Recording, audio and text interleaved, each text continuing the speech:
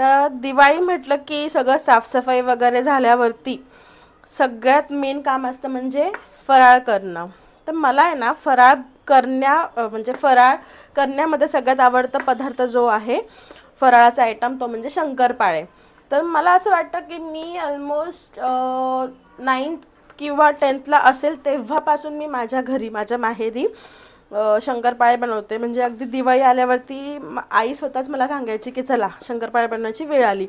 म्हणजे मी स्वतःच पूर्ण म्हणजे स्क्रॅचपासून मी शंकरपाळे घरी बनवत आले आत्तापर्यंत. तर आता आज म्हटलं जरा आपण पण इकडे घरी फराळाला लागूया म्हणून मी आज सगळ्यात आधी शंकरपाळे बनवणार आहे. तर इथे मी सगळ्यात पहिले 1 किलो मैदा घेतला आहे आणि त्याच्यामध्ये मी थोडंसं 1 टीस्पून मीठ टाकलं आहे. आणि आता इथे गॅसवरती मी 300 ग्राम डालडा तूप गरम करायला ठेवलं आहे.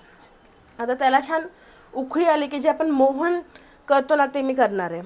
छान इथे असं एक छोटंसं कुंपण किंवा रिंगण असं करून घेते ज्याच्यामध्ये आपल्याला तूप घालायचं आहे. आणि मला असं वाटतं की खूप सिंपल आयटम आहे हा शंकरपाळे आणि खायला एकदम उत्तम लागतो.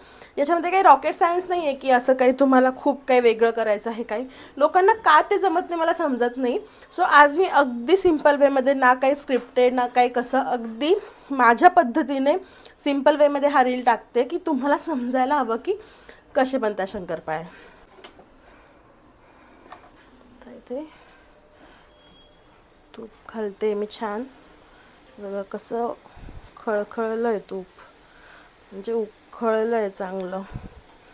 थोडं थोडं करून घालायचं आहे, अजिबात घाई नाही करायची आहे. आणि असं मिक्स करत राहायचं आहे. अजिबात मिक्स करायला जाऊ नका, भाजवून घ्याल हात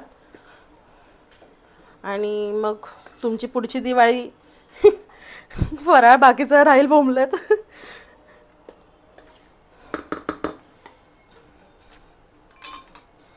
300 ग्रामपेक्षा जर तुम्ही कमी जरी टाकलं ना, म्हणजे 250 ग्राम, तरी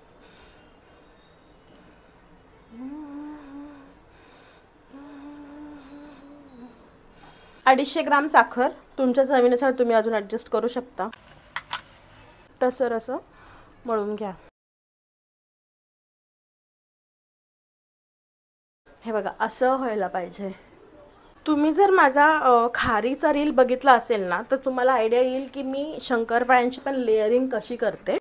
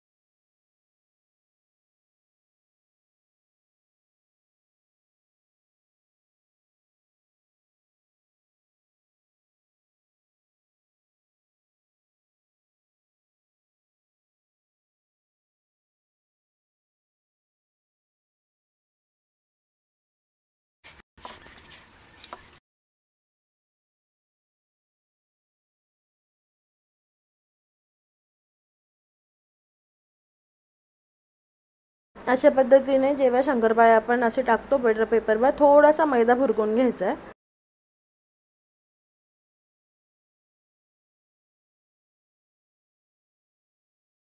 येस, हे बघा असे छान लेयर्स पडले पाहिजे खारीसारखे. म्हणजे जेव्हा आपण 2-3 वेळा असं करून लाटतो, एकदा जरी लाटलं तरी सफिशियंट आहे, पण ते तुम्ही प्रॉपर लाटा. हे बघा ते सुंदर असे लेयर्स पडले. म्हणजे ह्या फार गरम आहे. ह्या शंकरपाळ्यांची एक मजाच वेगळी असते, खुशखुशीतपणा खूपच असतो यांच्यामध्ये, मस्तच राहतात. तर अशा पद्धतीने तुम्ही करून बघा.